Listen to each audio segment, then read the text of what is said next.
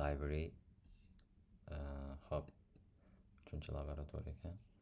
Hop, birinchi tushunmasa anaqa ishqilib library kitoblar endi faqat bittali, ya'ni bir qavatli 10 ta shelfdan iborat bo'lgan kutubxona. Xo'sh, bunda har bitta kitobda ISBN'si, title, author nomi va kim yozganligi va har bitta libraryning o'zi 10 ta shkafdan iborat. Har bitta shkaf 3 ta polkadan iborat va har bitta polkada 10 ta kitobga joy bor ekan. Keyin kitobda pozitsiyalar 0 dan 9 gacha qilib 0 dan boshlanadi. S1, S10. Karakter shelf ID shunaqa. Row ID 0 dan 2 gacha, pozitsiya 0 dan 9 gacha. Xo'sh, endi berilishi bo'yicha agar library function ishlash kerak, yangi library qilib turib men addbook functionini qo'shganimda, ya'ni muallif bilan title o'zini qo'shganimda yangi kitob qo'shilishi kerak. Bu birinchi usul. Ikkinchi usulda pozitsiyasi bilan qaysi shelf, qaysi row, qaysi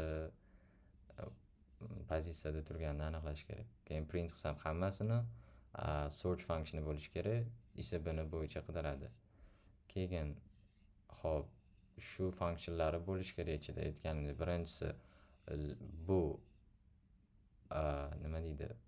Bo'sh joyga, ya'ni empty bor joyga qo'shaveradi bu funksiyon. Ikkinchi funksiyon addbook, bu pozitsiya bo'yicha o'zimiz bergan narsa bo'yicha qo'shadi.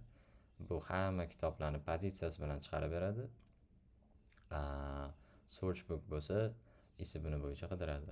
Hop, go'llar hop, bizdagi asosiy struktura shunaqaki, ikkita struktura bor. Men bu strukturadan ketganman.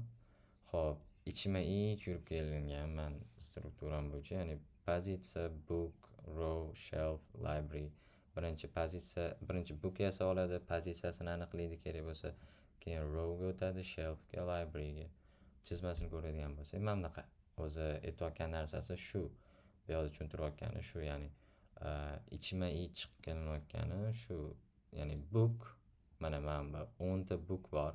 Bitta mana aytaylik shelflar 10 ta, mana 10 ta shelf bor bu yerda. Mana 10 ta shelf bor. Har bittasida 3 tadan row bor, 3 ta. Har bitta row ichida 10 tadan kitob bor. Biz har bitta bookga mana aytilayotganidek, mana bu yerda addbook birinchisi bunaqa bo'ladigan bo'lsa, addbook ikkinchisi mana bu. Ya'ni bu pozitsiya bo'yicha qo'shadi.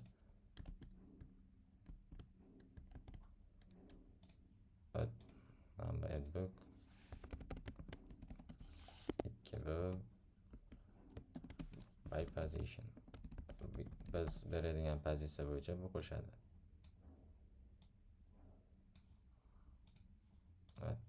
Ikkita xil. ISBN, author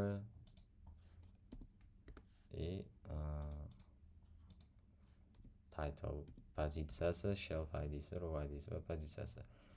Shunaqa. Ya'ni biz aytayotgan chizmadagi mana bunaqa, ya'ni bookni birinchi yaratib olamiz, pozitsiya, row, shelf, mana shunaqa ketib turgan, oxiri library yasaladi. Mana chizmasi kakta shunaqa. 10 ta shelfimiz bor, 3 tadan row, 3 tadan polka har bittasida, har bitta polkada 10 tadan kitob yasalanishi kerak. Endi mana har bittasida deyarli mana rowdan boshlab librarygacha funksiyonlar bir xil. Print, search, addbook, find, empty, position qilishimiz kerak. Xo'p, birinchi biz bookdan boshlaymiz. Bookda aytganimiz ISBN, author, title bo'lishi kerak. Pozitsiyada shelf ID, row ID, position ID. Buni book ichiga tiqib olsanglar ham bo'ladi, lekin osonroq ajratib olish uchun pozitsiyani o'ziga tiqib qo'ydim men.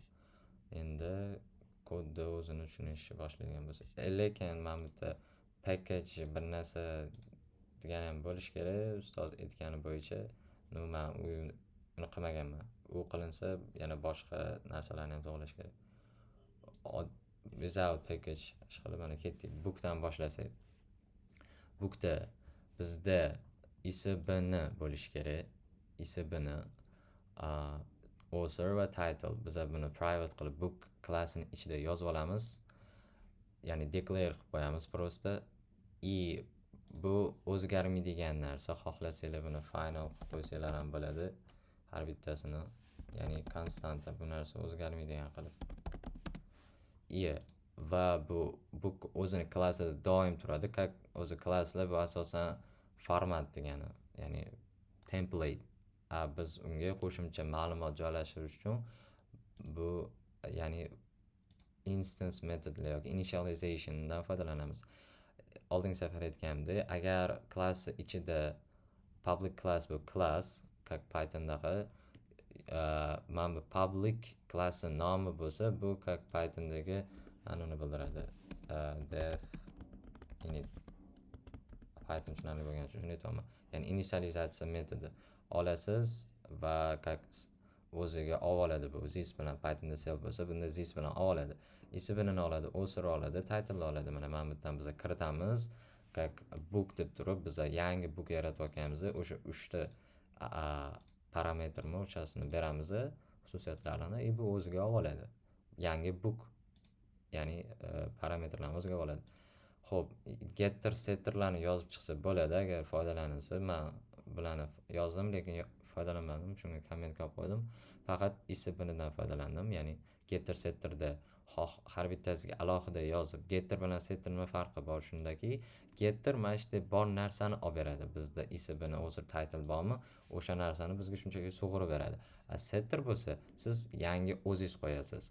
Setter ikki xil ma'no, ya'ni setter bittalab qo'yib chiqamiz, to'g'ri? Mana bitta osir, bitta ismini, bitta osir, bitta title. Bu mana bitta 3 ta narsani bittani yozish o'rniga alohida qo'yish usuli, ya'ni alohida kirish usuli. Bu birorta narsani yasamoqchi bo'lsa alohida kirish usuli bu. Get prosta bor narsani olish. Bu yerda mana biz input kiritamiz va yangi o'sha narsani yasaymiz argumentini. Override function bu prosta print qilish uchun mana shu bookdagi ma'lumotlarni. Endi mana bu narsani olib tashlasam ham bo'ladi. Ya'ni bizda print qilayotganda if else metodi bor, ya'ni so'roq bilan ikkita nuqta. So'roq agar ismini empty bo'lsa, buni empty deb chiqarib bergan deyman. Ya'ni mana bu narsa if this condition is true, mana bu narsani print qilgan deyman. Bo'lmasa, bu else kakda mana bu narsani polni o'zi chiqarib beradi. Ya'ni ismini Pythonda f shtrix bo'ladigan bo'lsa, bu yerda prosta mana buni o'zini oladi. Shu mana buni oladigan narsasi ismini, osir, o'shalarni olib turib, biz yozayotgan narsamiz o'zi toString degan function yozamiz. Shu override mana bu narsani oladi, stringga o'zgartiradi, ya'ni override qiladi. Ismini, osir, prosta biz mana bu string bilan ajratib qo'yamiz. Plus qilib qo'ysak, bu o'zi avtomatik qo'shib yuboradi. Endi book o'zini hal qildik. Asosan bu formatlashtirilgan narsa o'zgartirilmaydi, functionlar yo'q. Endi pozitsiyaga o'tadigan bo'lsak, pozitsiyada shelf id, row id, position id, mana bu yozib qo'ygan narsasini. Hozir biz buni qildik, print ham bor edi, ya'ni mana bu narsani print qilib beradi. Endi pozitsiyaga o'tgan bo'lsak, shelf id, row id, position id. Buni yasab olamiz. Boshida buni 0 ga teng qo'yib qo'yamiz, chunki bilmaymiz qaysiligini. Biz bookga yasaymiz, lekin qaysi pozitsiyaligini bilmaganligimiz uchun 0 qo'yib qo'yamiz boshiga. Xuddi o'shanaqa biz initializatsiya qilamiz. Bu o'zidagi template uchun biz yangi ma'lumot kiritganimizda bu yangi ma'lumotlarni o'ziga olib olish uchun pozitsiya shu initializationdan foydalanadi. Ya'ni shelf id, row id, position id kiritganimizda bu o'ziga oladi. Keyin getterlardan foydalanamiz. O'sha bor ma'lumotlarni sug'urib olish uchun shelf id ni olish uchun get shelf id, position id ni olish uchun get position id, ya'ni bu qayerdan oladi? Mana bu yerdan oladi, bu bor narsadan oladi. Row id ni olish uchun row id. Endi biz override qilib mana shu pozitsiya qayerda turganligini aytib qo'yadigan bo'lsak, mana bu yerda bu qachon kerak bo'ladi? Mana bu narsa asosan searchda yoki kitobni o'zini print qilayotganimizda kerak bo'ladi. Xo'p, orada bitta mayli men run qilib ko'rsatib ko'raman. Mana bu yerdagi narsani, shuni tushunarliroq bo'ladi. Xo'p, mana functionlarni bitta ko'rsatib qo'yadigan bo'lsam, run bor bu yerda. Misol, men bu kitoblarni o'zim ismini bunaqa qilib qo'shib chiqdim. Aytaylik va buni print function bilan qildim. Buni ko'ramiz ichini keyin. Ya'ni men bu kitoblarni qo'shdim 3 tasini. Keyin yozib qo'ydim. Agar qo'shilgan bo'lsa, insert qilib qo'ydim. Keyin search functioni bor. Men search functionda bu qo'shilmagan chunki shelf id 10 tadan ko'payib ketgan. Agar search functionda bir yozib qayta run qiladigan bo'lsam, mana book found qayerda topildi? Men book 0-pozitsiya, 0-row, ya'ni birinchi aytaylik men bitta topilgan. Birinchi shelf, birinchi row, birinchi pozitsiyada topilgan. O'shga ya'ni bu avtomatik birinchi empty slotga tiqib yuborgan.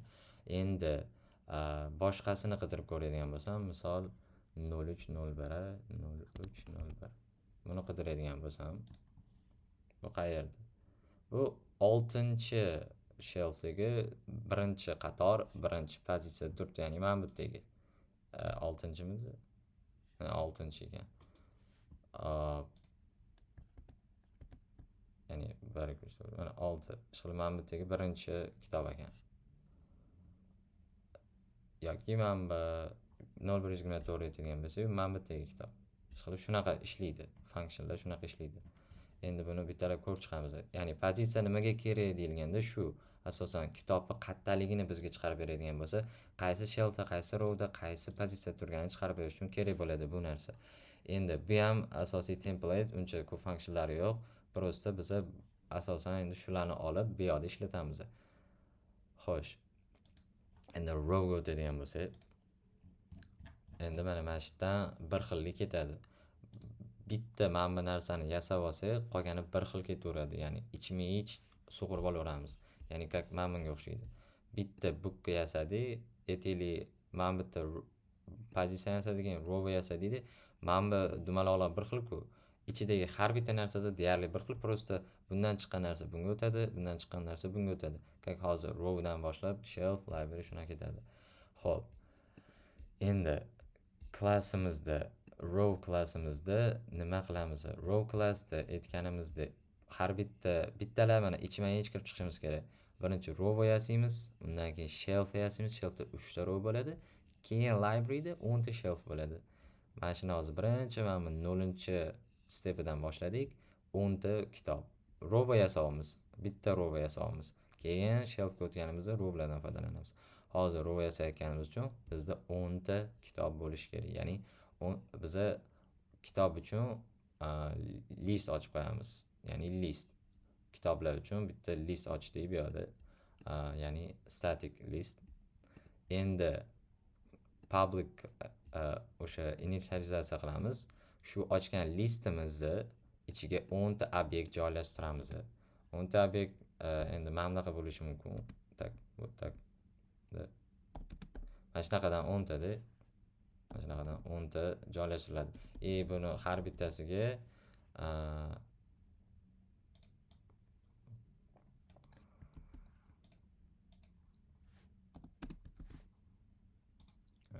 this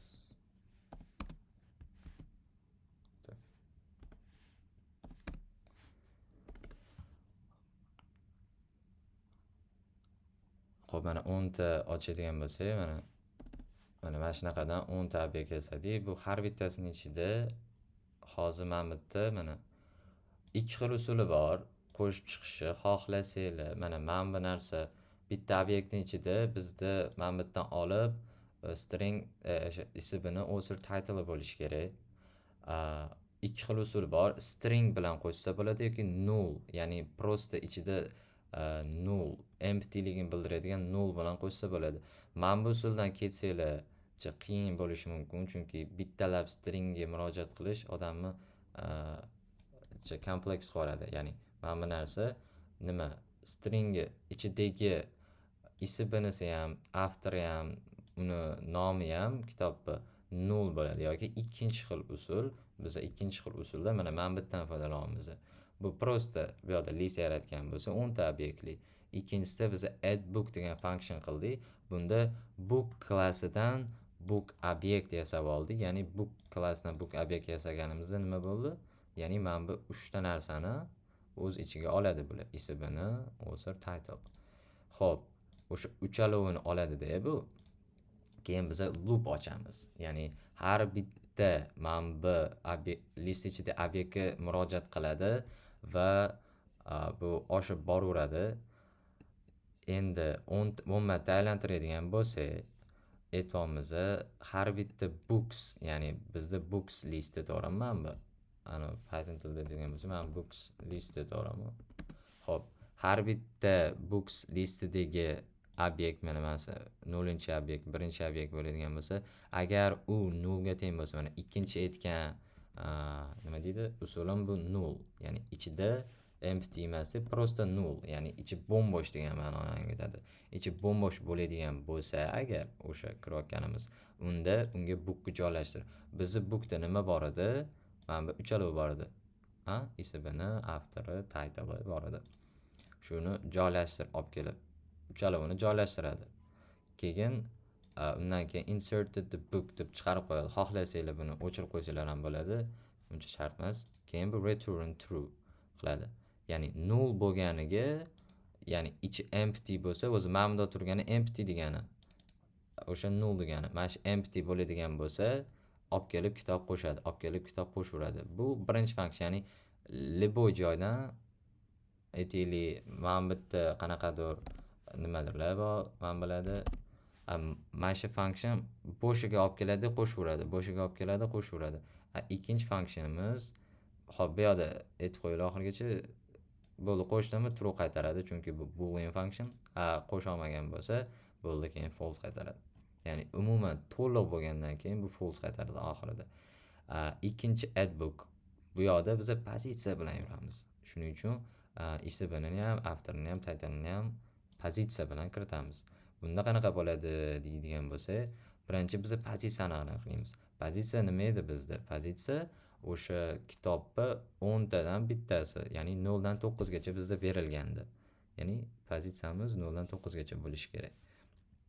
Pozitsiya aytmoqman, shuning uchun 0 dan kichkina bo'lsa yoki books length nechta edi? 10 ida, 10 tadan ko'p bo'ladigan bo'lsa, 10 ni o'zi ham kiradi, chunki hozir bu 10 yozsa ham farqi yo'q, chunki books length 10 ta. Bizda rowlar 0 dan 9 gacha bo'lishi kerak. 0 dan to 9 gacha. Shuning uchun 10 ni o'zi ham kiradi. Shu range ichida bo'lmasa, 0 dan kichkina yoki 10 dan katta bo'ladigan bo'lsa, unda pozitsiya kiritmoqchi bo'lgan pozitsiyamiz noto'g'riligini qaytarib beradi. Errorga tekshirdik. Endi ketamiz. Xo'sh. Endi books pozitsiya, biz bergan pozitsiyamiz 0 ga teng bo'ladigan bo'lsa, aytaylik, biz nechinchi pozitsiyani berdik? Bu 9 bo'ladigan bo'lsa, bu 8, 0-indeksdan kelganda 8-pozitsiyamiz 0 ga teng bo'ladigan bo'lsa, endi if condition ichiga kiramiz. O'sha pozitsiyaga olib borganda yangi kitob yasagan, yangi kitob qo'ygan deymiz. U kitobning ichida o'sha doimgidek o'zini parametrlari bo'ladi. Ismini, avtori, uni nomi kitobni. Keyin shu pozitsiyaga biz mana shu kitobni qo'shdik deb chiqarib beradi bu. Bu yerda run qilganda adashmasam, mana hozir chiqarib berish kerak. Mana, misol aytgan bu. Successfully added to the 8th position. Ya'ni mana bitta nomingami bergandim. Ya'ni 8-pozitsiyaga u qo'shgan. Shuni bu chiqarib beradi. Bu yerda. Shu narsaga kerak bu. Bildirish uchun. Agar u mana bu pozitsiyamizda qanaqadir kitob уже bo'lgan bo'lsa, busy, occupied bo'ladigan bo'lsa, unda biz bu empty emas, уже occupied deymanda, qo'shayotgan pozitsiyamizda kitob borligi uchun false qilib, boolean functiondan biz chiqitamiz. Bu mana bu add book birinchi function, bu add book ikkinchi function. Takrorlaganimizda mana xo'sh, mana birinchisida author title, ikkinchisi pozitsiya bilan qo'shamiz row uchun. Mana row uchun o'zi pozitsiya. Endi mana bu yerda search function bor. Search function qanaqa ishlaydi? Search functionda pozitsiya, ya'ni position degan klass olaman-da, shu bilan ishlayman men. Pozitsiyaning ichida bizda shelf, row pozitsiyani o'zi joylashgan qavatni berardi. Mana pozitsiya ISBN bo'yicha kiritiladi. O'zi mana bu shartida ham ISBN bo'yicha kiritish kerak mana bu yerda searchda. ISBN bo'yicha kiritadi, lekin bu aytib qo'yganligi uchun searchda mana bu tamda searchda agar kitob topilsa uni pozitsiyasi bilan chiqarish kerak deb qo'yganligi uchun biza nafaqat ISBN, balkim row IDsini ham kiritamiz. Xo'p, bunda kiritganimizda xo'sh, ya'ni qaysi rowdaligini bu bildirib beradi. Mana aytamiz, search ISBN va row ID bo'yicha kiritiladi. 10 marta loop qilinadi, ya'ni o'sha bitta row ichida qilyapmiz-ku biz. Row ichida qaysidir kitobni pozitsiyasini aniqlamoqchimiz. Biz uni ISBNsini bilamiz. O'sha qaysi joyda ekan deb qidiryapmiz, bu yerga kiryapmiz. 10 marta aylantirib chiqamiz, chunki har bitta kitobni tekshirib chiqishimiz kerak. Keyin beramiz. Agar o'sha biz kiritgan o'sha pozitsiyadagisi 0 ga teng bo'lmasa, ya'ni o'sha любой bitta pozitsiyadagisi 0 bo'sh bo'lmasa va u biz bergan ISBN bilan, ya'ni bu biz berayotgan ISBN, biz qidirmoqchi bo'lgan ISBN, ya'ni aytaylik S006 deydigan bo'lsa, bu biz bu yerga kiritamiz. Mana bu ISBN bo'lsa, вот здесь у нас есть ISBN.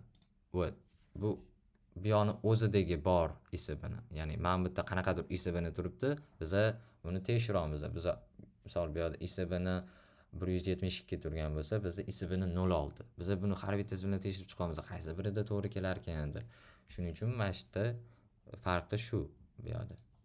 Mana bu ISBN biz kiritayotgan input, mana bu yerdagi kitobning o'zidagi ISBN va uni tekshiryapti. Equals nimaga kerak? Javada stringni agar tekshirmoqchi bo'lsa, equals ko'proq mos keladi. Equals bilan ikkita stringni bir-biriga tenglasa bo'ladi. Mana bu ikkita tenglikdan ko'ra. Shu ancha effektivni. Va agar shunaqa bo'ladigan bo'lsa, empty bo'lmasa va u biz bergan ISBN bilan match qilsa o'sha ISBN, unda bizga o'sha pozitsiyasini qaytarib bergan deyman. Qayoqda turganligi. Shelf ID avtomatik bu yerda row bo'lib qoladi, 0 bo'lib qoladi. Bu yerda shelf ID o'zi shelfga kelganimizda bu avtomatik o'zi update bo'ladi. Hozir biz hali bu yerga yetib kelmaganligimiz uchun 0 yozib turamiz va row ID biz kiritgan row bo'yicha qidiradi. Qaysi row bo'lsa, misol 3 1mi o'sha bo'yicha qidiradi. I bo'lsa o'sha pozitsiyasini topganligi. Mana pozitsiya bizda mana bu yerda aylanib chiqayotganda loop. Misol 7-pozitsiyadan chiqqan bo'lsa, o'shani topib beradi. Bo'ldi shu. Mana run qilganimizni ko'rdik. Вот mana 0-pozitsiyada turganligini bildiradi. Misol bu shelf keyinroq bilinadi, row 0-ekan. Shunaqa. Empty pozitsiya uchun function bu yerda bu ikkinchi xil list yaratish, ya'ni listlar Javada list yaratilsa, misol hozir biz listni integer list bo'lsin, faqat ichida integer bo'lsin deymiz. U misol faqat integer bo'lishi kerak. Agar string bo'lsa, bu yerda string qilib yaratamiz. Lekin bizga empty pozitsiyalarni olish uchun bizga nima kerak? List kerak. Bu qanaqa ishlaydi? Mana bu yerda bitta run qilib ko'rsataman. Xo'sh.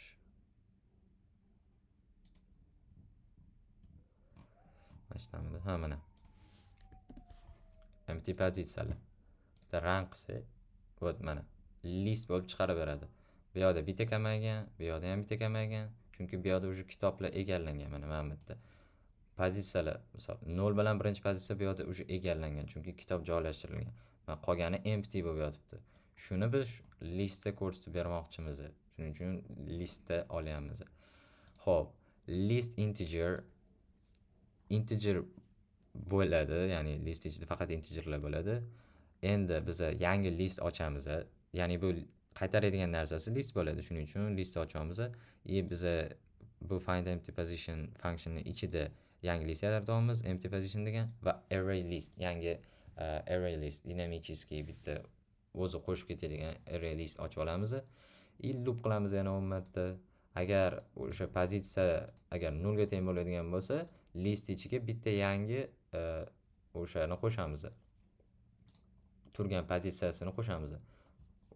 Ikkinchi pozitsiya bo'sh bo'lsa 2, to'rtinchi pozitsiya bo'sh bo'lsa 4 qo'shib ketaveramiz. Xuddi o'sha pozitsiyani olaman bu loopni aylantirgandan keyin. Keyin oxirida bizdagi listni qaytaradi bu. Bo'ldi shu. O'sha ko'rganimizdek bo'sh joylarni qaytaradi. Ishqilib, bu endi print function. Print functionda просто book ichidagi bookni qaytarib, agar book empty bo'lmasa, book qaytaradi. Ya'ni mana 3 ta narsani qaytarib qo'yadi. Bo'ldi shu. Bu birinchi qism. Hozir ikkinchi qismga o'taman. Ikkinchi qismda shelf, library, image. Bu deyarli bir-biridan farq qilmaydi. Shuning uchun bu tezroq bo'lsa kerak.